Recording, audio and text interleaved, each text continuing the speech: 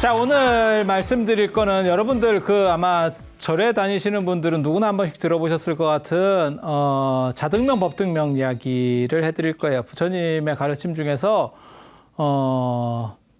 가장 널리 알려진 이야기 중에 하나라고 생각을 합니다. 그런데 대부분 이게 이제 착각 속에서 잘못 이해되고 있는 이야기예요. 그래서 유언이다 뭐 이렇게 알고 있는 분들도 굉장히 많습니다. 저게 부처님 마지막 유언 아닙니까? 뭐 이렇게, 그리고 실제로 스님들 중에서 그렇게 법문하시는 분들 많아요. 근데 택도 없는 얘기고요. 부처님 돌아가시기 3개월 전 얘기입니다. 3개월 전 얘기. 전혀 시점도 안 맞고 전혀 관련 없는 이야기. 그리고 저 이야기가 나오게 된 배경, 그리고 저게 대표전 번역이 잘못됐다라고 지적받는 이야기 부분 중에 하나인데 왜 저런 이야기들이 있는지에 대해서, 그리고 부처님 돌아가시기 3개월 전부터는요 기록이 굉장히 자세히 남아 있습니다. 그래서 8종의 열반경이라 그래서요 8종류에 의해서 아주 정리가 깔끔하게 잘 되어 있습니다. 비슷비슷한 게 8종류나 있어요. 물론 뭐 8종류가 다 완질은 아니고 일부만 남은 것도 있어요.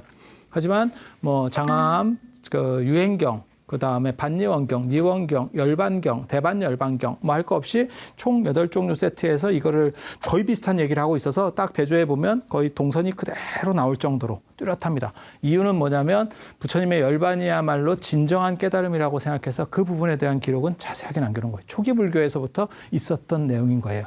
그래서 가장 오리지널한 부분 중에 하나를 얘기할 거고, 거기에 이제 어디서부터 시작되냐면 이야기는 바이샬리에서부터 시작이 됩니다. 그러니까 우리가 지금까지 부처님 이야기들을 좀 해왔고 중간에서 이제 중요한 이야기들을 했고, 이제 부처님께서 돌아가시는 이야기, 그 다음에 이제 교단사로 넘어가게 되는 거거든요. 그래서 그런 이야기들을 좀 나갈 겁니다. 그래서 맨 마지막에 저기서 이제 안거에 드시는데 3개월 동안 안거에 탁 드시는데 그때 몸이 굉장히 많이 안 좋으셨대요. 저 법등명 자등명이 나오는 이제 스토리예요. 몸이 안 좋으셨대. 근데 당신이 명상을 해서 기적같이 몸을 회복했대요. 사실 그때 부처님이 수명이 끝났습니다. 수명이 끝났습니다. 이제 그렇게 되는 거거든요. 스토리는. 그래서 그랬더니 이렇게 몸을 딱 회복하니까 옆에 있었던 아난이, 시자인 아난이 뭐라고 얘기를 하냐면, 저는 부처님께서 돌아가시지 않을 거를 알고 있습니다. 이렇게 얘기를 해요. 그러니까 부처님이 너가 어떻게 나를 아느냐. 그 당시 아난은 수다원이고, 아라한의 계의가 4가지가 있거든요. 수다함, 수다원, 사다함, 아나함, 아라한. 부처님은 이제 아라한인 거예요. 어떻게 바둑 일단이 9단의 수를 읽을 수 있냐? 그게 가능하냐? 라고 하면서 부처님께서 너는 어떻게 알았느냐? 이렇게 물어보세요. 너 판단 근거는 뭐였냐? 라고 했더니 아난이 뭐라 그러냐면 부처님께서는 교단의 후계자에 대한 언급을 안 하셨습니다. 그 얘기는 아직 하실 말씀이 있다는 얘기고 아직 돌아가시지 않을 거라고 생각을 했습니다. 저는 그것 때문에 그렇게 판단했습니다. 이렇게 얘기해요. 그랬더니 부처님께서는 교단에는 후계자가 없다 라고 말하면서 이 얘기를 하시는 거예요. 자등명 법등명이란 스스로를 등불로 삼고 그 다음에 진리를 등불로 삼아라, 가르침을 등불로 삼아라. 그렇게 해서 네가 완성돼 가는 것. 우리가 지난 시간에 그런 얘기 했잖아요. 불교의 가장 큰 특징 중에 하나가 자기의 완성. 그 다음에 여기서도 지금 나타나는 거죠. 부처님을 믿어라 뭐 이런 게 아니고 그 합리적 가르침을 통해서 네가 자유롭게 되고 깨달음을 얻으면 그걸로 충분하다. 그리고 더 앞거는 자가 앞에 나오는 거예요. 자가. 진리보다 내가 더 중심인 거예요. 그래서 처음에 제가 저 기록을 봤을 때 저게 법이 앞에 나오고 자가 뒤에 나와야 되는 거 아닌가? 그래서 진리라는 게 기준으로 쓰고 내가 거기에 맞춰가야 되는 게 아닌가라는 생각을 했는데, 불교는 그렇지 않아요. 그게 아니고 법이라고 하는 가르침, 그 다음에 진리라고 하는 것도 나에 대한 보조수단일 뿐인 거예요. 그래서 진정한 자유 속에는 깨침도 들지 않는다는 거거든요. 부처님이 만약에 사리불이 살아계셨으면, 저 당시에 사리불이 살아계셨으면 사리불을 후계자로 지목했을 확률도 상당히 높아요. 상당히 높아요. 그런데 실제로 사리불은 저때 돌아가셨고 마땅한 카드가 없었어요, 교단에. 그래서 모든 교단에는 어떠한 책임자가 있는 게 아니고 교단의 구성원들은 스스로 자기가 자신의 일을 알아서 한다. 그러니까 뭐라고 생각하시면 되냐면 일종의 지방자치제 같은 거예요. 지방자치제. 중앙집권제가 아니고 지방자치제. 근데 저 안하는 뭐라고 생각했냐면 공화제에서 어떤 리더가 있을 거야. 그러니까는 교황제 같은 걸 생각을 했다고요. 천주교의 교황제 같은 거. 그런 식으로 가지 않겠나라고 판단을 했던 거니까 그러니까 완전히 헛다리 잡은 거지. 그래서 부처님께서는 그런 리더는 없다. 나한테 기대하지 마라. 라고 말씀하시면서 그러니까 여기서 기대하지 마라라고 하는 거는 그런 사람을 지목할 거라고. 기대하지 마라. 그리고 하시는 말씀이 사건은 없다. 사건이 쥔 주먹이에요. 이거 악권이라고 하는데 악권. 사건이 사사로운 주먹. 그러니까 쥔 주먹은 없다. 나는 모든 것을 너에게 보여줬다. 이렇게. 그래서 저게 일종의 3개월 전에 하셨다는 그러니까 유언이 아니라는 거 한 가지 생각을 해두시고 그리고 저게 이제 번역 문제가 나와요. 번역 문제가 저기 이제 뒷바라고 하는 저 용어에 대한 번역인데 저게 섬도 되고 등불도 돼요. 섬도 되고 등불도 돼요. 그래서 이제 저걸 어떻게 번역할 것이냐라고 하는데 장화암경 같은 데는 자주법주라고 번역이 돼. 이게 뭐냐면 섬이라는 뜻이에요. 이게 섬이라는 뜻이에요. 자신을 섬으로 삼고 진리를 섬으로 삼아라. 의지처로 삼아라. 이것도 내가 저런 얘기를 했다고. 저게 뭘 의미하는 거냐면 일반 섬이 아니고 저게 피난섬이라는 거예요. 피난섬. 전에도 잠깐 제가 그런 얘기를 해드렸었죠. 피난섬. 피난섬이라는 이거 내가 지어낸 말이거든. 피난섬이 뭐냐면 우기 때 비가 한 3개월 오면 인도 사람들은 고지대로 이렇게 이동해 가요. 그러니까 섬이 아니에요. 정확하게 말하면 섬은 아닌데 우기 때 3개월 동안 비가 오면 섬이 되는 거예요. 고지대가. 이해가 됩니까? 그게 피난섬이에요. 그러니까 보통 때는 그냥 다 이렇게 땅이고 이렇게 언덕배기가 있는데 3개월 동안 비가 오면 사람들이 여기가 이제 마을이에요. 예를 들어서 마을. 그러면 3개월 동안 이 사람들이 여기로 도망을 가서 사는 거예요. 그러면 3개월 동안 비가 오면서 이렇게 물이 찰람찰람 차. 그러니까 여기는 물이 안 차는 거야. 고지대로 이동해 가는 거예요. 이걸 피난섬이라고 그래요. 일반 섬하고는 다르지. 그러니까 섬이 됐다가 안 됐다가 섬인 것 같기도 하고 섬이 아닌 것 같기도 하고. 그래서 저걸 용어를 붙여야겠는데 이래서 제가 붙인 말이 피난섬이에요.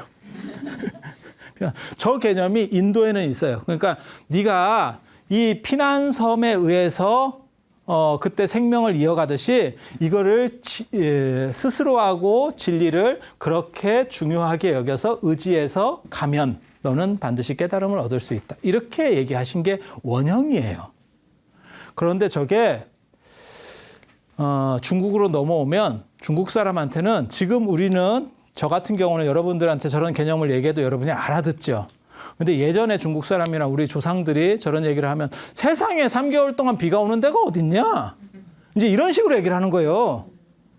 뭐 알지를 못하는 시절이니까. 그럼 저건 설명을 해줄 수가 없는 거예요. 그래서 등불 얘기로다가 바꿔버리는 거예요. 저걸 등불 얘기로 바꾸는 거예요. 그러니까 원래 여기에 등불이라는 뜻도 이 두 가지 뜻이 다 있어. 등이라는 뜻도 있고 섬이라는 뜻도 있는데 인도 사람들이 주로 쓰는 건 이거예요. 섬이라는 뜻이에요. 그리고 인도 사람들은 저 개념이 팍 들어오는 거예요. 저렇게 얘기해도 훅 들어오는 거예요. 저건 생존에 있어서 아주 중요하지. 이렇게. 그러니까 저런 비유를 들었을 때 마치 생명처럼 그것에 의지해서 네가 갈 수 있도록 해라. 라고 얘기하는 건데 중국 사람한테 저 얘기를 하려니까 깝깝한 거지. 말이 길어. 저 섬 이러면 무슨 얘기냐 하면 섬? 섬? 이게 뭐예요? 이제 이렇게 가는 거죠. 그래서 저거를 어떻게 처리할 방법이 없어요. 처리할 방법이 없어. 그러다 보니까 저걸 등불로, 등으로다가 번역을 하는 거예요. 예전에 조족등 이런 거 아세요? 조족등? 밤길을 갈 때 쓰는 거. 이렇게 하면 앞에 이렇게 농구공 같이 생겨가지고 이렇게 불을 이렇게 지펴주는 거예요. 이렇게. 그러면 사람이 밤길을 가면 다 어둡잖아요. 가로등이라는 개념이 없잖아요. 여러분 어렸을 때만 해도 가로등이라는 개념 없잖아요. 그러면 그것에 의지해서 사람이 가는 거예요. 그래서 이거 잘못하면 길을 잘못해서 또 이렇게 떨어질 수도 있고 예전에는 좀 위험한 요소들이 많으니까 그래서 그 등불에 의지해서 가는 것처럼 그렇게 가라 라고 해서 이때 등불로 번역하는 거예요. 그래서 이걸 뭐라고 얘기하냐면 번역이 잘못됐다라고 지적하는 분도 있어요. 저건 번역 잘못이다. 근데 우리 같은 사람은 뭐라고 얘기하는 거냐면 일부러 번역 저렇게 했을 거다. 왜? 비유를 들어줬는데 못 알아듣는데 이 사람들이 못 알아들으면 비슷한 걸 끌어들여서 알아듣도록 해주는 게 번역자의 역할이거든요. 그러니까 두 가지 번역이 있는 거예요. 하나는 직역해서 주는 거. 오렌지. 그럼 오렌지 하면 못 알아들어. 그러면 일부러 귤이라고 번역하는 거예요. 그러니까 오렌지를 오렌지라고 번역하면 이 사람 머릿속에는 이게 전혀 떠오르는 게 없어. 그러니까 이제 문제가 되는 거거든요. 그러니까 이제 이 사람이 알아듣게 하기 위해서 오렌지를 귤로 번역하는 거예요. 그러면 오렌지가 귤은 아니지만 그래도 알아듣는데 큰 문제는 없죠. 그래서 그렇게 치환할 것이냐, 안 그러면 그냥 오렌지는 오렌지다 이렇게 번역하는 것이 맞느냐에 대한 논점이 여기서 벌어지는 거예요. 그래서 부처님께서 저 자등명 법등명 얘기를 하시고 자주법주의 얘기를 하시고 교단의 리더는 없다. 교단의 통솔권자는 없다. 이게 굉장히 중요한 얘기입니다. 이게 나중에 부파불교, 그러니까 인도에서 많은 불교가 이렇게 여러 파들로 나뉠 수 있는 이유 중에 하나예요. 그러니까 교황이 없는 거예요. 교황은 없다. 전체 통솔자는 없다. 그리고 부처님께서 뭐라고 말씀하시냐면 나도 내가 이 전체를 이끌어 간다라고 생각한 적이 없다. 나는 너네들이 필요하다고 할 때 내가 역할들을 좀 해준 거지 군림하려고 한 적 한 번도 없다. 이렇게 말씀을 하세요. 그래서 쥔주목은 다 펴졌다. 세상에 감추어진 것은 없다. 나에게 비밀은 없다. 이렇게 얘기하세요. 그리고 나서 바이샬리를 이제 떠나는 거지. 그래서 그게 마지막 여로, 부처님의 마지막 여로. 그래서 그때 보면 뭐라고 얘기하냐면 부처님이 이렇게 탁 떠나면서 마지막으로 바이샬리 이렇게 탁 돌아봤대. 그때 비유도 멋있어요. 마치 코끼리 왕이, 큰 코끼리가 고개를 돌리듯이 이렇게 탁. 그러면서 부처님 뭐라고 아난한테 막 얘기를 하시냐면 이게 좀 감동적입니다. 내가 바이샬리를 보는 것이 이제 마지막이다. 그리고 맞다. 그 얘기를 해드려야 되는데 내가 3개월 뒤에 열반하겠다. 그 얘기도 해요. 그래서 제자들을 모아라. 제자들을 모아라. 이렇게. 그렇게 해서 이게 약간 오역의 문제가 존재한다는 거를 기본적으로 알아두시고 하지만 저것은 오역으로 볼 거냐 안 그러면 더 어떻게 보면 전달을 위한 번역으로 볼 것이냐에 대한 논점이 있다는 거 한 가지 정도 생각을 하시고 그 다음에 또 그 다음으로 얘기해야 될 게 이제 계속 조그만 도시들로 가세요. 조그만 도시들을 이렇게 쭉 가시면서 쿠시나가라까지 이렇게 가시거든요. 거기 가다 보면 죽은 왕자의 사원 뭐 이런 것도 있어요. 마지막으로 부처님께서 들리셨던 뭐 사원 뭐 이런 것들도 있고 거기에 이제 마지막으로 춘다라고 하는 분의 공양을 드시죠. 춘다 들어보셨어요? 대장장이 춘다. 대장장이 춘다. 지금 대장장이하고 약간 다릅니다. 우리도 조선시대 때 대장장이가 뭐 했냐면 대장간만 하는 게 아니고 그냥 물건만 만드는 게 아니고 파는 것까지 같이 해요. 그러니까 디자인도 하고 만들고 팔고 그 다음에 이 사람은 좀 크게 일을 했다는 거예요. 크게 일을 했다는 거예요. 그래서 뭐가 있냐면 금은방까지 같이 했대. 그러니까 대장장이가 좀 큰 대장장이야. 그래서 농기구부터 금은방, 귀금속까지 올로 이 정도 규모를 했으면 자기가 직접 망치지는 않았을 거예요. 그래서 그 양반이 부처님에게 이제 공양청을 하는 거죠. 그래서 부처님한테 이제 음식 공양을 그 부처님이 이렇게 같이 다니는 현전 대중들, 현전 승가라고 합니다. 현전 승가의 대중들과 같이 저희 집에 오셔서 공양을 하시죠. 그때 이제 그 문제의 음식이 나옵니다. 이게 스카라마따바라고.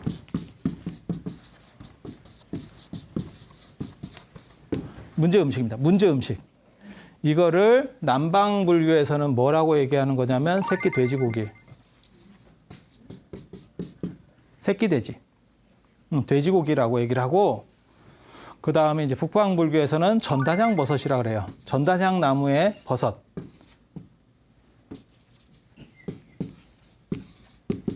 우리 이제 나무 같은 데서 이렇게 버섯 이렇게 키우잖아요. 예. 그렇게 키우는 재배한 건 아닐 거고 아마 뭐 땄겠죠. 예전에 뭐 누가 재배까지 할 정도가 되겠어요. 상황이. 그러니까 전단양 나무에서 자라는 뭐 버섯 이런 걸 가지고 이제 요리를 했더니 모기버섯 생각하면 되겠지. 예, 모기버섯이나 표고버섯 뭐 이런 거 생각하시면 되겠지. 그렇게 해서 부처님한테 부처님과 대중들에게 저 음식을 이제 잘한다고 해서 내줬는데, 부처님이 뭐라고 말씀하시냐면 저 음식을 먹지 마라. 나를 제외하고 이 세상의 열애를 제외하고 저 음식을 먹고 소화시킬 수 있는 사람은 없다. 그러니까 아무도 먹지 마라. 이렇게. 독버섯이 들어갔대. 예, 그건 뭐 요리를 일부러 그런 게 아니고 이제 실수로 이제 독버섯이 섞였다는 거예요. 그래서 부처님 말고 제 아들은 아무도 안 먹고 그 다음에 아무도 일반인도 먹지 마라. 그리고 남은 음식은 다 버려라. 그때 왜 당신은 드셨을까? 당신도 안 먹었으면 될 건데. 예? 이거 먹고 나서 굉장히 고통에 시달려요. 고통에 시달려요. 그런데 어떻게 생각하는 거냐면 저 사람이 춘다가 나에게 공양을 올릴 때는 독버섯을 먹고 고통을 받아라라고 생각을 해서 주는 게 아니고 날 죽이려고 하는 게 아니고 그냥 신심 있는 공양이잖아. 근데 잘못해서 뭐가 들어간 거잖아요. 근데 아무도 안 먹고 싹 버려라 라고 말할 수는 없었다는 거지. 그래서 이게 이제 버섯 요리냐 돼지고기 요리냐에 대한 논점이 있어요. 이걸 저는 뭐라고 해석하냐면 돼지버섯일 거다. 이 세상에 돼지버섯이 있어요. 네, 트러플, 송로버섯일 거다. 저는 그렇게 추정을 하거든요. 안 그러면 이런 식으로 이상하게 너무 다른 내용으로 나갈 수가 없어요. 송로버섯이 돼지버섯이에요. 저게 왜 돼지버섯이냐면 저거를 채취하는 수단이 돼지를 가지고 채취를 해요. 프랑스나 지금도 마찬가지예요. 저 송로버섯은 위로 안 올라와요. 그러니까 이게 머리를 이렇게 디밀어야 되잖아요. 그래야 사람이 채취를 하는데 얘가 안 올라오고 그러니까 어떻게 보면 이게 부엽토? 그 부엽토 층에서 그냥 이렇게 자라다가 끝나버리는 거예요. 그래서 그건 후각으로밖에 채취가 안 된대. 그래서 돼지를 훈련시켜서 프랑스에서 지금도 그렇게 하고 있다니까요. 그렇게 해서 그걸 이제 돼지가 이렇게 해부적거리면 그걸 캐는 거예요. 그래서 그걸 돼지버섯이라고 하는 거거든. 그리고 인도 쪽에도 그게 좀 나요. 그래서 그렇게 해서 드시고 난 뒤에 이제 춘다집에서 떠나거든요. 떠난 뒤에 어떤 일이 벌어지느냐면 식중독 증세를 보입니다. 식중독 증세를 보여요. 그래서 식중독이 뭐냐면 이렇게 좀 토사. 이렇게 밑으로 많이 나오고 위로 좀 이렇게 하고 그다음에 탈수가 걸려요. 그렇게 해서 부처님이 좀 가시다가 나무에 앉아요. 근데 부처님의 마지막 여로에서 가장 재밌는 게 이제 좀 이렇게 많이 싸면 힘이 빠지니까 사람이 앉아야 돼요. 뭐 그건 여러분도 해봤잖아요. 평생에 몇 번은 그런 일이 있잖아요. 뭐 서 있기도 쉽지도 않은 상황도 있어. 이렇게 해서 하다 보니까 그래서 거기 나무에 앉아서 부처님 뭐라고 말씀하시냐면 이게 부처님 돌아가실 때 굉장히 재밌는 대목이에요. 왜냐하면 돌아가시면서 산 사람들을 위로하고 갑니다. 보통은 죽을 때 모든 사람이 마찬가지예요. 죽을 때 산 사람이 죽어가는 사람을 위로해 주는데 부처님 일생은 반대예요. 산 사람들을 위로하고 가요. 그래서 부처님이 거기 나무 밑에 딱 앉아갖고 무슨 생각을 하셨냐면 아마 춘다가 내가 이렇게 된 걸 보고 내가 아마 몸이 안 좋아진 걸 보고 후회할 거다. 나에게 공양 올린 것을 후회할 거다. 그러니까 내가 앉아 있을 테니까 아나나 네가 가서 얘기를 해라. 춘다의 공양은 수자타의 공양과 대등하다라고. 춘다는 아마 사람 이름일 겁니다. 근데 수자타는 사람 이름이 아닐 겁니다. 부처님께서 깨달음을 얻으려고 하실 때 이제 우유죽을 드시고 우유죽을 공급받아서 깨달음을 얻으니까 이제 굉장히 복을 많이 지은 선한 여자. 아마 이런 의미일 거예요. 왜 그 당시에 부처님이 깨달음을 얻네 못 얻네 이러고 지금 앉아 계시는데 거기서 당신 이름이 뭐요? 내가 당신 이름을 기억해 주겠소. 이런 상황이 아니에요. 지금 당신 고가 석자인 상황이었다니까. 그래서 이게 아마 저런 식의 이름이 이름으로 착각된 경우일 거예요. 근데 춘다는 당신이 충분히 통제할 수 있는 그런 상황이었기 때문에 아마 사람 이름이 맞을 겁니다. 그래서 저거는 그냥 별명이라고 보시면 돼요. 착한 일 한 여자. 뭐 우리식으로 말하면 뭐 이쁜 여자, 좋은 일 한 여자. 뭐 이런 의미라고 생각하시면 돼요. 그래서 수자타의 우유 공양을 드시고 부처님께서 깨달음을 얻으신 것처럼 춘다의 마지막 공양을 드시고 부처님이 열반에 드신다라고 하는 거를 생각했을 때 이 둘의 공양 가치는 대등하다. 그래서 춘다를 위로해 줘라. 그렇게 해서 아난에게 얘기하니까 아난이 실제로 춘다 집으로 다시 갑니다. 가보니까 춘다가 코를 빠뜨리고 있더래. 내가 괜히 오지랖 넓은 짓을 해서 문제를 더 일으킨 게 아닌가. 나는 부처님을 존중해서 이렇게 했는데 결국 현전승가 다른 스님들은 다 공양도 못하게 됐고 그 다음에 부처님도 저걸 드시고 몸이 좀 안 좋아지신 거예요. 그러니까 이제 후회하는 마음이 괜히 했네. 이거 내가 굳이 안 나대는 건데 이거 뭐하러 나대서 돈 들이고 이게 욕먹는 상황 딱 제일 짜증나는 구조가 그거잖아요. 돈 들이고 욕먹기. 그런 상황에서 후회를 하고 있더래. 근데 아난이 와서 그 얘기를 해주니까 이 사람이 마음이 풀린 거예요. 그래서 굉장히 기뻐하더라. 라고 하는 대목이 나와요. 굉장히 재밌죠. 왜? 당신이 몸이 아파도 한 사람 한 사람 거꾸로 배려를 해주고 있는 거예요. 배려를 해주는 거예요. 그 다음에 이제 두 번째 나오는 스토리가 뭐가 있냐면, 탈수가 자꾸 일어나니까 목이 마려운 거예요. 당신이. 그래서 아난한테, 아난아, 저쪽 강에 가서 물을 떠다 달라. 이런 얘기를 해요. 바루에. 근데 아난이 딱 보니까 좀 전에 상인들이 수레를 끌고 강을 건넜대. 그래서 강바닥이 뒤집어졌다는 거예요. 강바닥이 뒤집어졌다라고 하는 건 물이 흐렸다는 얘기예요. 흐려졌다는 얘기예요. 그래서 막 물이 안 좋아. 그러니까 아난이 뭐라 그랬냐면, 부처님 지금 상인들이 마차를 끌고 건넌 지가 얼마 안 돼서 물을 지금 드실 수가 없습니다. 조금만 기다리셔서 물이 안정되면, 가라앉으면 그때 떠다 드리겠습니다. 라고 얘기하니까 부처님께서 아난아, 내가 지금 목이 마르다. 물을 떠다 줬으면 좋겠다. 또 이렇게 얘기를 해요. 그러니까 아난이 또 얘기를 합니다. 지금은 물들 상황이 아닙니다. 지금 정수기가 없습니다.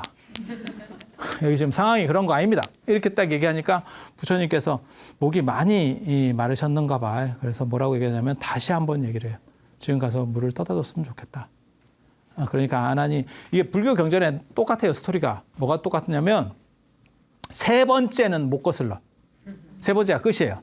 3세판 마지막 세 번째 끝이에요. 그래서 아난이 코를 빠뜨리고 갔대. 이게 물이 안 된다니까. 상황이 참 안 되는 상황인데 이랬는데 굉장히 재밌는 얘기예요. 바루를 강물에다가 이렇게 넣으니까, 시냇물에다가 이렇게 딱 넣으니까 그 강이 지금도 있어요. 근데 강은 아니고 그냥 조그만 시내 같은 정도라고 보시면 돼요. 넣으니까 갑자기 그 바루에 닿는 물만 깨끗해졌대. 그렇게 해서 그걸 딱 이렇게 갖다 드려서 당신이 물을 드시고 맨 마지막에 쿠시나가르로 가십니다. 쿠시나가르로. 그리고 쿠시나가르에 가셔서 무슨 일이 벌어지냐면 아난한테 당신이 어떻게 장례할 건지를 다 얘기해요. 탑은 어디다 세우고 화장을 어떤 방식으로 하고, 그걸 되게 재밌어요. 그걸 물어볼 수 있을까?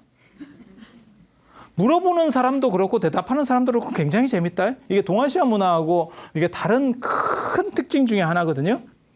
이유는 뭐냐면 우리는 어른들한테 뭘 못 물어봐요. 그런 돌아가시는 거 관련된 거는 잘 못 물어봅니다. 왜? 그게 이제 나 죽을 날을 쟤네들이 기다리나? 이런 생각을 혹시라도 이렇게 드릴까 봐 감히 당신이 먼저 말씀하시지 않으면 그걸 뭘 타치할 수가 없어. 근데 인도는 윤회론이기 때문에 죽은 뒤에도 이렇게 돈다라고 생각해서 죽음에 대해서 훨씬 관용적입니다. 이 사람들의 생각이. 우리는 약간 죽은 뒤에는 끝난다라고 하는, 이게 유교적 관념 때문에 그렇거든요. 그래서 죽음을 터부시하고 죽음에 대한 말을 꺼내면 안 돼. 그래서 부처님 같은 경우는 이제 열반하시는 거고 처음으로 부처님이 돌아가시는 상황이기 때문에 부처님의 화장이라고 하는 개념이 없는 거예요. 그리고 부처님의 탑이라는 개념도 없고, 그러다 보니까 당신이 직접 다 지시를 하세요.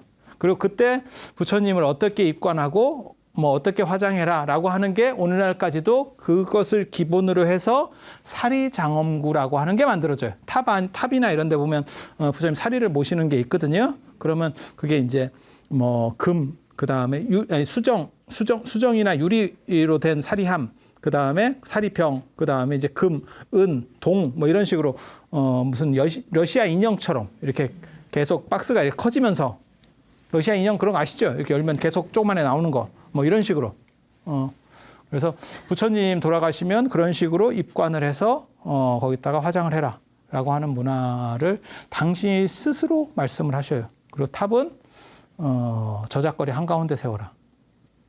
마치 이거 굉장히 중요한 구절이에요. 그래서 절은 민가에서 멀거나 가깝지 않은 곳. 그건 방사건도에 나오는 거고, 절은 마을에서 너무 멀거나 가깝지 않은 곳. 그러니까 마을의 외곽 쪽이라고 하는 게 정확하게 있고, 탑은 사거리 한가운데. 사거리 한가운데. 이렇게.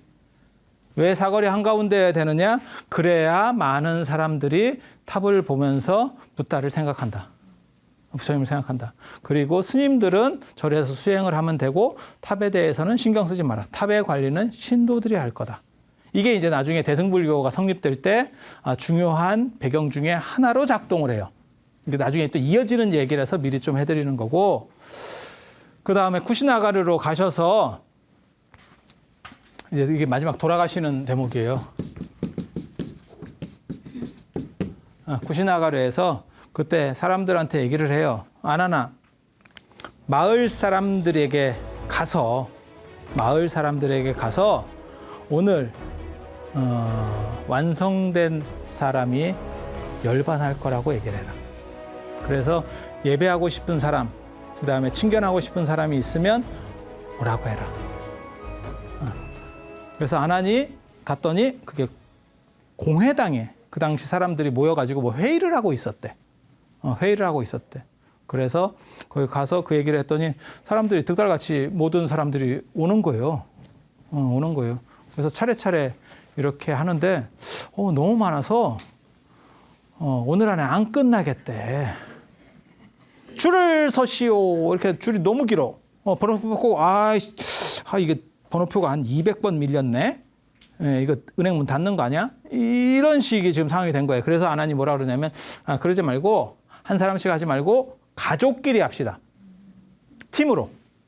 가족끼리. 그래서 부처님한테 예배하고 이제 그 마을 사람들이 떠나갑니다. 그때 맨 마지막에 온 제자가 수바드라라고 하는 사람이에요. 수바드라. 이 사람이 와요.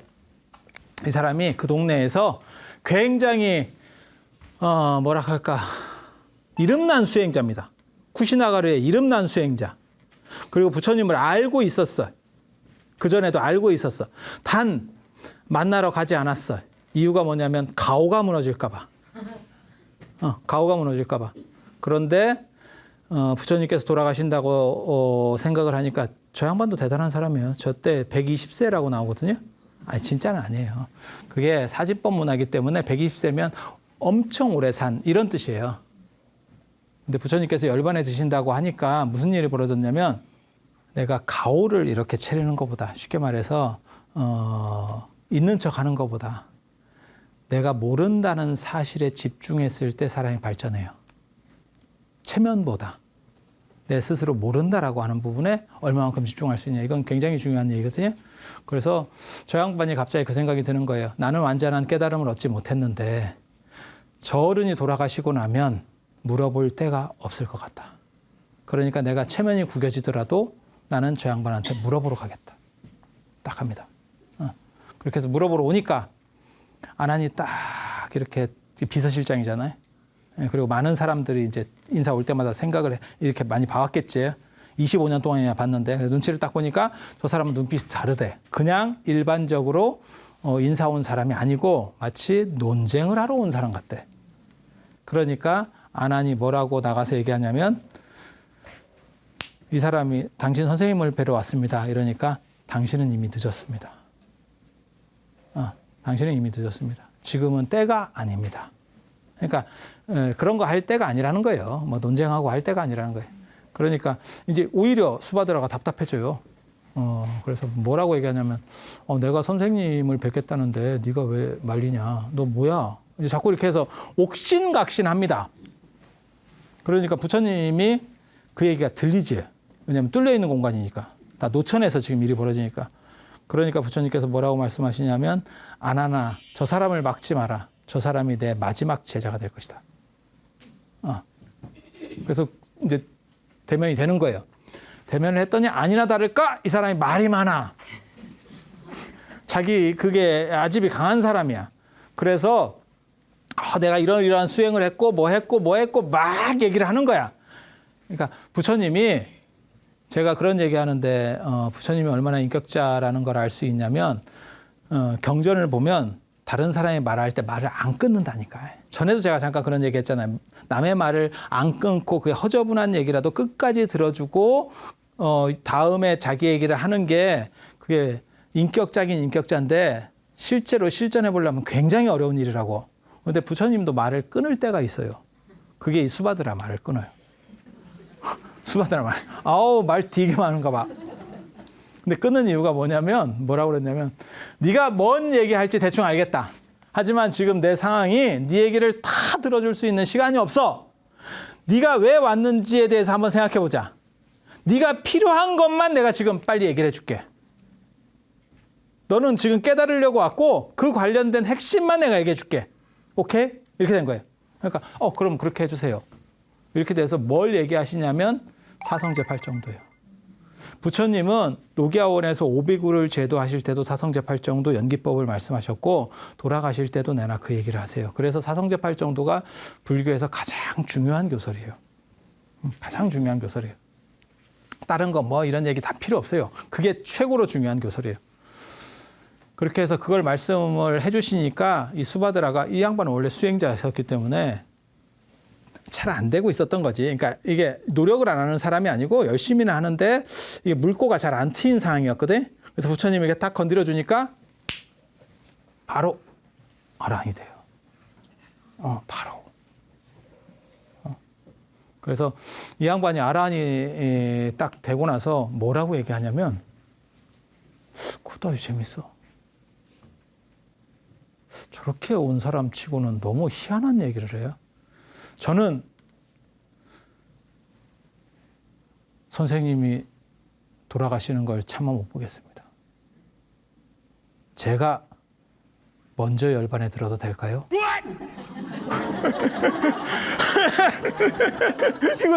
이거 뭐요 이거? 그렇게 하니까 부처님이 뭐라고 말씀하셨는지 알아요? 이게 참 그렇다. 오래되지도 않아놓고 갑자기 충성심이 막 그렇게 생기는가 봐. 그러니까 네 뜻이 그러면 그렇게 해라. 그러니까 선생님은 제자가 죽는 거를 이제 보는 거고 제자는 이제 선생님 죽는 건 못 보겠다는 거예요. 실제로 그래서 부처님 어떤 불전에는 어떤 부처님 전기에는 그래서 부처님 이전에 돌아가시는 분들도 있었다는 거예요. 어차피 나는 뭐 배울 거 다 배웠고 어느 정도는 됐고 선생님 돌아가셔서 사는 것보다 그냥 이 정도에서 끝내는 게 낫겠다. 뭐 이런 판단도 했다는 거예요. 그래서 수바드라가 죽어요. 그리고 원래 외도에서 온 사람은 4개월 동안 이게 행자의 시원입니다. 부처님께서 일반 사람이 왔을 때는 그냥 비구로 받아주지만 다른 종교에서 온 사람은 4개월 동안 관찰 기간을 두게 돼 있어요. 그리고 이 수바다라도 원래 외도에서 들어왔기 때문에 다른 종교에서 들어왔기 때문에 4개월이 있었는데 부처님께서 저런 게 해야 되나요? 이러니까 부처님이 너는 괜찮아. 부처님이 직권 면제해 줍니다. 직권 면제. 넌 그 정도 내가 딱 보기 괜찮아. 다 싹 빼주는 거예요. 그래서 돌아가셔요. 그 다음에 나타나는 사건이 또 굉장히 재밌는 사건이죠. 아난이 우는 사건. 아난이 막 찔찔 짭니다. 이 부처님께서 이렇게 두 나무 아래에서 돌아가시거든요. 이게 사라수. 부처님 언제 돌아가셨는지 아세요? 부처님 언제 돌아가셨죠? 2월 15일. 2월 15일. 우리 달력에 그렇게 나와요. 절 달력에 그렇게 나와. 근데 이게 아니라고 저는 생각하거든요. 왜 나무 두 그루 사이에서 돌아가셨냐면 여기에 해먹을 쓴 거예요. 그래서 사라쌍수 사이라는 게 해먹 문제입니다. 해먹이 뭔지 아시죠? 그물침대. 예, 그래서 초기경전에 보면 승상이라고 하는 게 새끼줄로 된 평상. 그게 해먹이거든요. 요즘으로 말하면 해먹. 해먹. 그리고 2월 15일에 쿠시나가라에서는 해먹 쓸 정도의 날씨가 안 돼요. 추워. 한마디로 얘기해서. 그래서 아마 부처님 돌아가신 때가 2월이 아니었을 거다. 저는 그렇게 추정을 하거든요. 그리고 저 사라쌍수에 꽃이 폈다라고 하는 것도 그와 연결해서 아마 볼 수 있을 거다. 그러니까 약간 더운 정도니까 해먹을 쓰거든요. 추우면 해먹 안 씁니다. 그래서 이게 해먹과 관련된 문제거든요. 근데 아난이 저쪽에 가서 또 질질 짜고 있더래. 그래서 왜 짜는지 아세요? 진짜 이거 재밌는 거다. 인도 저기 쿠시나가라에 가면 실제로 그 사원 안에도 울고 있는 아난 상이 있어요. 그런데 그 우는 게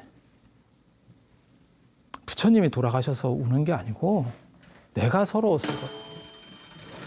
내가 부처님을 25년이나 모셨는데 깨달음을 지금 못 얻었는데 이 어른이 돌아가시고 나면 나는 어떻게 할까? 이래가지고 울고 있더라는 거예요. 이게 동아시아하고는 굉장히 많이 다른 문화예요. 개인주의 문화예요. 인도는 개인주의 문화. 그러니까 어떻게 보면 가족 혈연으로 보면 사촌형이고 그 다음에 이렇게 출가해서는 당신 스승인데도 그게 슬픈 게 아니야. 내가 어떻게 할까? 큰일 났네. 지금 가뜩이나 따라 댕길 때도 안 됐는데 아나는 수다원이었거든. 그러니까 부처님이 또 그걸 우는 걸 보니까 퍼뜩 알겠더래. 그래서 아난에게 무슨 얘기를 했냐면 너는 내가 열반하고 난 뒤에 반드시 얼마 지나지 않아서 깨달음을 얻는다. 그러니까 걱정하지 말고 두려워하지 마라. 그랬더니 아난의 기분이 풀렸대. 그래서 다 위로해줘요. 이렇게 다 위로해줘.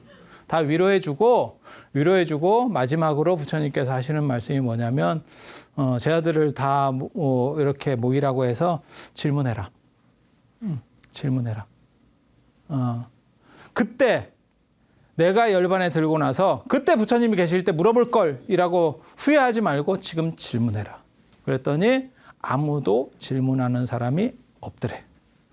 그럴 수밖에 없는 게 그 당시에는 가까이 계셨으니까 그냥 물어보면 되니까. 마치 부모님 생각하시면 되죠. 그죠? 뭐 특별히 물어볼 게 뭐 있어요. 그냥 그때그때마다 다 해결을 했는데. 그러니까 부처님께서 한마디 더 해요. 내가 지금 열반에 가깝다고 생각을 해서 못 물어보면 친구일이라고 얘기해서 물어봐라. 제 아는 사람이 그러던데요. 이러면서 물어봐라. 그러니까 그 시절에도 그런 게 있었는가 봐. 지금도 있잖아. 뭐 상담을 하는데 이건 뭐 친구일인데 더럽게 잘 알아. 그 감정까지 막 소상하게 알아. 뭐 이런 거 해라. 그렇게라도 해라. 그렇게 3번을 물어보셨는데 아무도 질문이 없더래. 그러니까 아난이 대표로 지금 이 대중 가운데는 부처님께 질문할 사람이 없는 것 같습니다. 그랬더니 이게 마지막 부처님 유언이 나오는 거예요. 저거는 3개월 전 얘기고 비구들이여 방일하지 마라. 너네들 놀지 마라. 나도 방일하지 않아서 방일이 이게 논다는 뜻이에요. 그러니까는 이렇게 뭐라 할까 쓸데없이 시간 보내면서 시간 죽이고 있는 거죠. 그래서 그렇게 하지 마라. 나도 방일하지 않음으로써 스스로 정각에 이르렀다. 나의 한량없는 모든 올바름도 이런 깨달음도 다 방일하지 않으면서 연유하였은 거니까 그러니까 너희들 부지런히 해라. 부지런히 해라. 그게 마지막 유언이에요.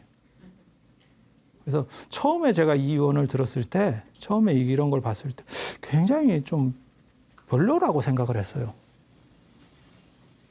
별로라고 생각했어요. 왜 그러냐면 뭔가 멋있는 게 나올 거라고 생각했는데 이게 무슨 놀지 말고 열심히 해라.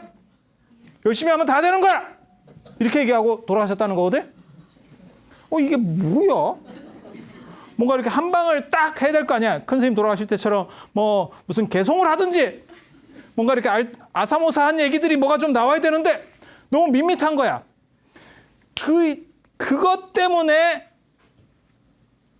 자등명, 법등명 얘기가 유언처럼 흘러가고 있는 거예요. 사람들 사이에서.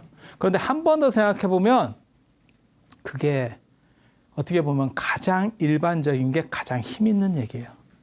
그리고 야, 이게 말이야. 뭐 대단한 뭔가가 있어. 비법이 있어. 그게 아니고 뭐든지 소가 걸음치듯이라도 꾸준히만 가면 너네는 결국 된다.